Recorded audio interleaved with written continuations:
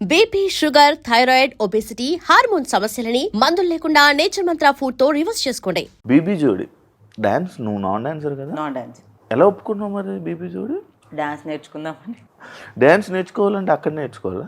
అక్కడైతే కంటిన్యూస్గా డాన్స్ వేస్తాము, కొంచెం బాడీలో మూమెంట్ వస్తుంది. ఆల్సో చాలా డేస్ ఇంకా టెలివిజన్లో కనిపించలేదు అని చెప్పి సరే ఫస్టే వచ్చింది. యాక్చువల్లీ ఫస్ట్ కాలే బీబీ జోడి స్టార్ట్ అవ్వకముందే ఫస్ట్ ఫోన్ వచ్చింది నాకు. అప్పుడు యాక్చువల్లీ భయపడ్డాను అనమాట. సార్ వద్దులేండి డాన్స్ ఫుల్ టైం అంటే, ఎందుకంటే ఏం కాదమ్మా నేర్పిస్తారు అని వాళ్ళకి కాన్ఫిడెన్స్ ఇచ్చారు. బట్ నా జోడీ సెట్ అవ్వలేదు, సో కుదరలేదు. బట్ మళ్ళీ కాల్ రాగానే అప్పుడే యాక్చువల్లీ ఏమైందంటే జనవరిలో నేను ఎక్కువ పని చేయలేదు అనమాట. అయితే నేను దేవుడి దగ్గర కూర్చొని మేనిఫెస్ట్ చేశాను ఏంటంటే ఫిబ్రవరిలో నుంచి నాకు ఎవ్రీడే పని ఉండాలి అని. సో అట్లా పని వచ్చింది వెంటనే ఫిబ్రవరి 1st. సో ఒప్పుకున్నాను నేను. వర్క్ వచ్చింది, somewhat the other way, you should not say no to work అని అనుకున్నా. వర్క్ వచ్చింది, so I thought okay let me give a try and learn and see how it goes అని చెప్పి. So yeah, call swell వచ్చిందంట ఫుల్గా. Yeah, everyday swelling అవుతుంది. అది ఎందుకు అలా?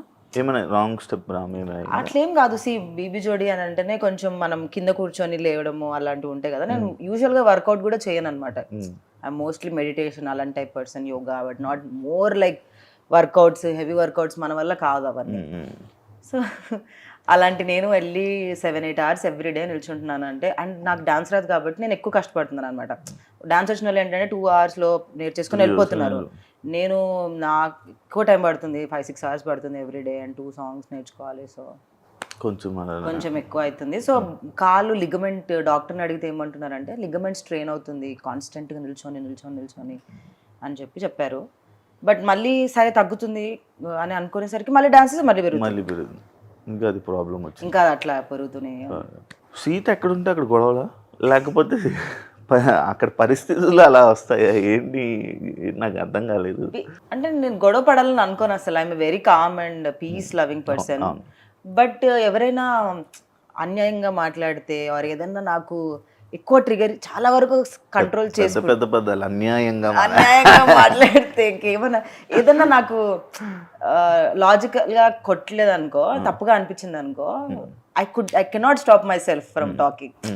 మళ్ళీ నేను వాళ్ళని ఇన్సల్ట్ చేయాలనో లేదంటే కావాలని ఆర్గ్యూ చేయాలనో చేయను. But I don't see that ఏదో కావాలని ఏదో అవుతుందని అనిపిస్తే నేను కంట్రోల్ చేసుకోలేను. సో అట్లా అసలు ఇది ఇక్కడే కాదు, ఇంట్లో అయినా సరే చాలా వరకు. మా మమ్మీని కూడా అడగండి మీరు, ఇక్కడే ఉంది. I'm very quiet person. నేను ఇంట్లో కూర్చొని నేను ఆ పని చేసుకుంటా. బట్ ఏదన్నా ఇష్యూ ఎక్స్ట్రీమ్ లెవెల్స్కి వెళ్ళిపోతుంది అని అంటే మాట్లాడతా 100%. కావాలని గొడవలు పడుకుంటున్నారా? కావాలని కాదు. బేసికల్గా ఏమైందంటే ఇంత కష్టపడ్డాక 6 hours 7 hours రోజు కష్టపడ్డాక ఎవరికైనా సరే వాళ్ళు బాగా చేసినా బాగా చేయకపోయినా కష్టం అయితే పడతారు. కాబట్టి మాటలు కట్ చేసేసరికి ఆ టైంలో ఏముంది ఇప్పుడు 100% అన్నదాన్ని ఎలా మెజర్ చేయాలంటే ఒక పర్సన్కి ఎంతవరకు వచ్చి, ఇప్పుడు మేమందరం డాన్సర్స్ కాదు, ఆల్మోస్ట్ చాలా మంది నాన్ డాన్సర్సే. సో మేము 100% ఎఫర్ట్ పెడుతున్నామా లేదా అన్న వరకే నేను చూస్తాను అనమాట. డాన్సర్స్ అయిందనుకో వాళ్ళలో మిస్టేక్స్ ఎత్తుకుతాం మేము, అంటే ఆన్లైన్ వీళ్ళు తప్పు అంటే నేను చూసే పరంగా. కానీ ఇంకా నేను నాన్ డాన్సర్నే డాన్సర్ లాగా డాన్స్ చేయమంటే సడన్గా రాదు కదా. ఇప్పుడు చిన్నప్పటి నుంచి నేర్చుకున్న వాళ్ళు ఇప్పుడు నైనికాలాగా నేను ఏమంటే ఇప్పుడు సడన్గా వేయలేను. నాకు 10 ఏళ్ళు పడుతుంది నేర్చుకోవాలి అంత లెవెల్లో అంటే. సో ఆ లెవెల్లో చూడండి, మీరు మీలాగా మీతో మమ్మల్ని కంపేర్ చేయకండి అన్న థాట్లో అట్లా ఇష్యూస్. ఎందుకు నేను రాకముందు ఇంకెక్కువ గొడవలు అవుతుండే, నేను వచ్చాక కాదులే. కానీ నేను వచ్చాక ఏంటంటే మా జోడీ ఇంకా అఫ్కోర్స్ బాటంలో రావడం రెగ్యులర్గా. So I was like okay, at least మనం కొంచెం we should fight for what we're trying at least అన్న దాంట్లో మాట్లాడాను అంతే. డిమోన్ పవన్ చెప్పిన పాయింట్ రైటా రాంగా? ఇట్స్ రాంగ్ పాయింట్ నాకు అక్కడ. ఎందుకనంటే మీరు అన్నది అదే కదా, that mother message 4 minutes song లో ఎన్ని చూపిస్తాం. మీరు నవ్వుతావేంటి? I really like Demon and Rithu. They are very sweet people in real. And ఆ రోజు అఫ్ కోర్స్ వాళ్ళు కూడా ఎక్కువ ఇష్యూ పడేది మా ఇద్దరికే. అర్జున్ కళ్యాణ్ వాళ్ళిద్దరూ సేఫ్ అయిపోతారు, మేమిద్దరమే ఎలిమినేట్ అయ్యే ఛాన్సెస్ ఎక్కువ. సో మా ఇద్దరికే అఫ్ కోర్స్ మార్క్స్ తక్కువ ఇచ్చే స్కోప్ ఉంటుంది. కానీ తను నాకు నచ్చలేదు అని ఇస్తే మార్కులు ప్రాబ్లం లేదు, కానీ ఏం చేయొచ్చో చెప్పడం problem. How can I decided? మా కొరియోగ్రాఫర్స్ కాల్ అది end of the day. And ఒక ఫోన్ని అంతకంటే ఇదిగా 4 నిమిషాల్లో చూపించలేము మేము. దాంట్లో ఫస్ట్ ఫోన్ అడిక్షన్, దాని తర్వాత ఫుడ్ మానేయడం, దాని తర్వాత ఇంకేం చూపించాము, లవర్ వచ్చి రావడం, మళ్ళీ చచ్చిపోవడం 4 నిమిషాల్లో. ఇంకా అంతకంటే మదర్ మెసేజ్ చూపించొచ్చి నాకు అర్థం కాదు అసలు ఆ టైంలో. ఆ లాజిక్ సింక్ అవ్వలేదు నాకు. ఇప్పుడు మీరు డాన్స్ చేశారు, దానికి ముందు ఏదో ఫ్రెండ్షిప్ మీద చేశారు, ఉమ్, దాన్ని ఇంకా బెటర్ గా చేయొచ్చు అని మాకు అనిపించింది. కానీ మేము అలా చెప్పలేదు, మీ దాంట్లో డాన్స్ లేదండి అని చెప్పాం. లేదు మీరు ఇంకా బాగా చూపించాలని ఎలా చెప్తాం, అది కొరియోగ్రాఫర్స్ కాల్ కదా. సో అది నాకు అర్థం కాలేదు, ఇలా చేయొచ్చు ఆ 4 నిమిషాల్లో. కానీ మంచి ఎక్స్పీరియన్స్ కదా, బెస్ట్ ఎక్స్పీరియన్స్ కదా బీబీ జోడి. చాలా మంచి experience. ఎలా ఉంది, ఎలా అనిపించింది ఆ వాతావరణం, ఆ జడ్జెస్ జడ్జిమెంట్? చాలా బ్యూటిఫుల్ జర్నీ. బ్యూటిఫుల్ అంటే కానీ వాచిపోతుంది జర్నీ. అంటే నేను బేసికల్ గానే not impacted by comments, not impacted by negativity and all that. అలవాటే. అంటే మరి నేను ఎక్కడి నుంచి వచ్చాను, శివ 7 hours నుంచి వచ్చాను నేను. మనకి ఎప్పటి నుంచి అలవాటు, ఇది 10 ఏళ్ళు అవుతుంది. సో నాకు అవన్నీ అన్నీ not affected by comments and all that. But ఎక్కడో మనలో కాంపిటేటివ్ స్పిరిట్ వచ్చేస్తూ ఉంటుంది అనమాట. బాగా చేయాలి ఎంత కాదనుకున్నా కూడా ఆ కాంపిటేటివ్ స్పిరిట్ వస్తుంది. బేసికల్లీ నేను అంత కాంపిటేటివ్ స్పిరిట్లో ఉండను, వెరీ ఏం జరిగినా మన మంచిగా స్కోప్లో ఉంటాను. బట్ అలాంటిది నాలో కూడా కొంచెం కాంపిటేటివ్ స్పిరిట్ తెచ్చింది బీబీ జోడి. సీత బిగ్ బాస్ తర్వాత కానీ కొన్ని టీవీ షోస్ ఏవో ఒక మధ్యలో కొన్ని షోస్ తప్ప మళ్ళీ సడన్గా ఇది రావడం, ఈ షోకి రావడం ఇదే.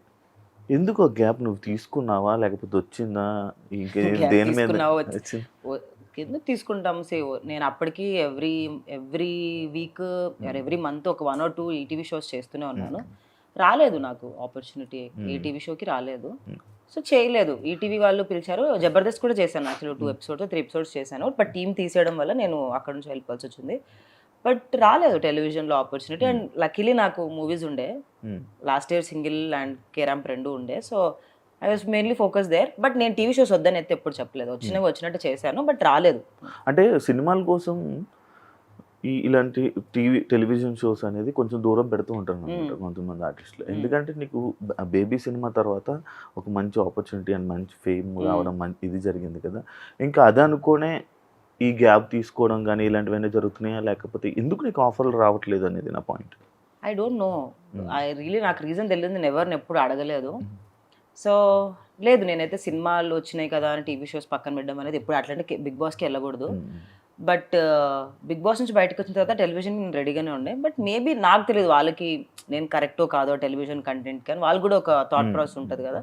సో మేబీ కాదేమో, నాకు తెలీదు. బట్ నాకు ఎంతవరకు రీజన్ అయితే తెలీదు. కానీ మూవీస్ వల్ల పక్కన పెట్టాలని కాదు, బేసికల్గా అంటారు ఎఫెక్ట్ పడుతుంది అని చెప్పి. But again bread and butter కదా. So I never thought television is a bad choice. I was okay with doing television also. ఏదొస్తే చేద్దాం అన్న థాట్లోనే ఉండే. లక్కీగా అన్ఫార్చునేట్లీ రాలేదు, లక్కీగా కాదు. బ్రెడ్ అండ్ అది నీకు ఇష్టమా? బ్రెడ్ అండ్ బటర్ అంటే డబ్బులు అని అర్థం కావాలండి. ఇదేంటి అది బటర్ఫ్లై? దీనికి కూడా మీనింగ్ ఉంది. ఇది నా బ్రేకప్ తర్వాత ఎంచుకున్నది. ద డే ఐ డిసైడెడ్ ఇంకొకసారి ఆ మనిషిని లైఫ్ లో ఉండడు అన్న రోజు వేయించుకున్నా. ఇట్స్ బికాజ్ కానీ ఆ మనిషి ఉండడని అనుకున్నప్పుడు అది వేసుకుంటే మళ్ళీ నీకు దానివల్ల గుర్తొస్తాడు కదా. లేదు, దిస్ ఇస్ రీబర్త్. నువ్వు బటర్ఫ్లై మీన్స్ రీబర్త్, మళ్ళీ కుకూన్ నుంచి బయటికి వస్తుంది అని అట్లా. Okay, butterfly signifies rebirth. ఇదేనా మీనింగ్? అంత పెద్ద మీనింగ్ అంటే నువ్వు ఇంకా ఎక్స్ప్లెయిన్ చేస్తావు. దీనికి కూడా మీనింగ్ ఉంది అన్న. ఓకే ఓకే, దీనికి పెద్ద మీనింగ్. ఓకే, అది ఫస్ట్ టాటూ నాది.